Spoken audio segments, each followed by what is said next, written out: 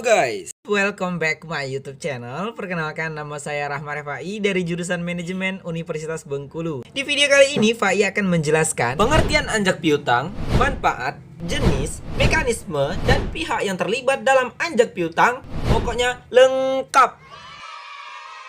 Jadi tonton videonya sampai selesai ya. Anjak piutang berasal dari gabungan kata anjak yang berarti pindah atau alih, sedangkan piutang berarti tagihan sejumlah uang. Jadi dapat diartikan anjak piutang adalah pengalihan atau perpindahan piutang dari pemiliknya kepada pihak lain.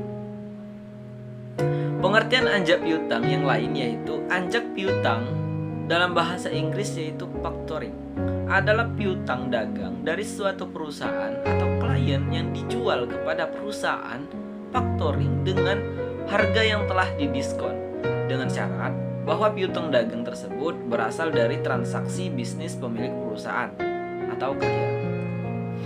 Anjak piutang adalah suatu transaksi keuangan sewaktu suatu perusahaan menjual piutangnya, misalnya tagihan. Dengan memberikan suatu diskon, perusahaan yang melakukan anjak piutang disebut penganjak piutang atau factoring. Penganjak piutang adalah pihak yang kegiatannya membeli piutang pihak lain dengan menanggung resiko tak berbayar utang atau faktor. Menurut Kamus Bank Indonesia, anjak piutang adalah hukum kegiatan pembiayaan dalam bentuk pembelian dan atau pengalihan serta pengurusan piutang atau tagihan jangka pendek atau perusahaan atas transaksi perdagangan dalam atau luar negeri. Adapun pihak-pihak yang terlibat dalam anjak piutang yaitu ada 3. Yang pertama, kreditor atau klien. Kreditor atau klien adalah perusahaan-perusahaan pemilik piutang atau perusahaan yang menjual piutang. Kreditor menjual tagihannya pada perusahaan factoring untuk bisa diambil alih dengan cara dikelola atau dibeli sesuai dengan perjanjian dan kesepakatan yang sudah dibuat. Yang kedua, factoring.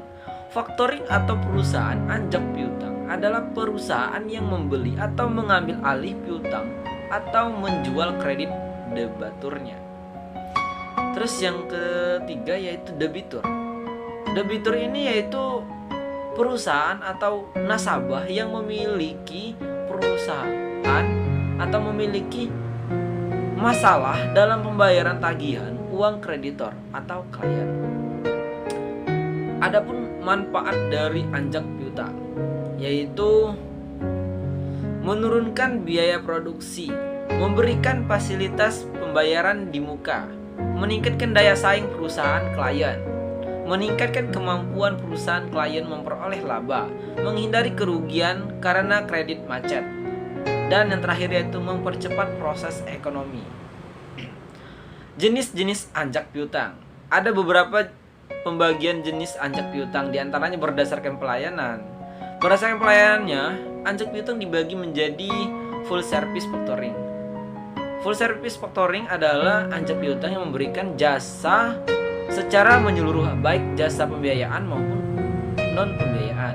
Yang kedua yaitu bulk factoring. Bulk factoring adalah anjak piutang yang memberikan jasa pembiayaan dan pemberitahuan saat jatuh tempo pada nasabah, tanpa memberikan jasa lain seperti resiko piutang, administrasi penjualan, dan penagihan. Yang ketiga, maturity factoring.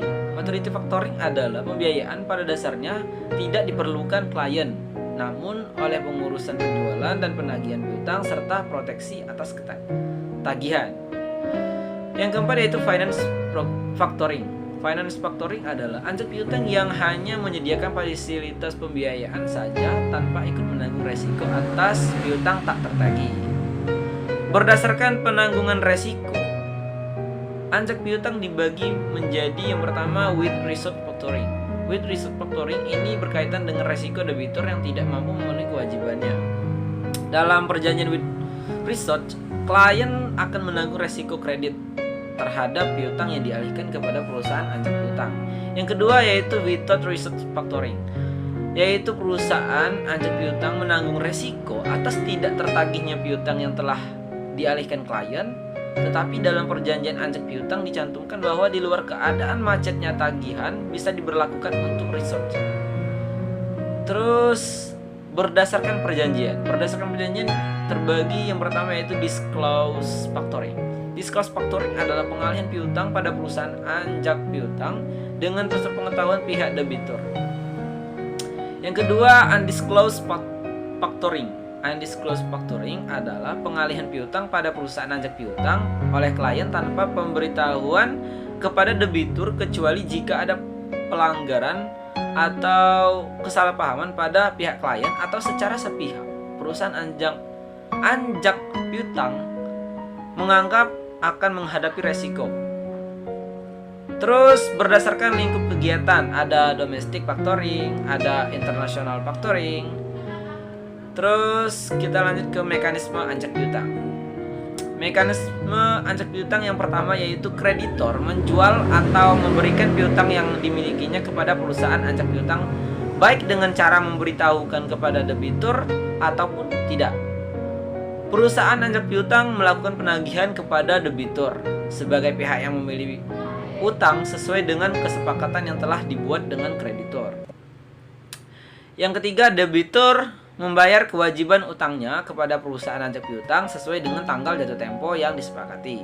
Yang keempat, perusahaan anjak piutang memberikan atau membayar uang penjualan piutang dengan diskonto kepada kreditor sesuai tanggung jawabnya yang sesudah semua permasalahan utang piutang diselesaikan. Perbedaan anjak piutang dan pinjaman bank. Ada 3 perbedaan antara anjak piutang dan pinjaman bank, yaitu anjak piutang adalah pada nilai piutang, bukan kelayakan kredit perusahaan. Anjak piutang bukanlah suatu pinjaman, melainkan pembelian suatu aset atau piutang. Yang ketiga yaitu pinjaman bank melibatkan 2 pihak, sedangkan anjak piutang melibatkan 3 pihak. Oke, jangan lupa di like, comment, dan subscribe channel Fai karena semua itu masih gratis guys, agar channel Fai bisa seperti channel sukses lainnya. Thank you guys.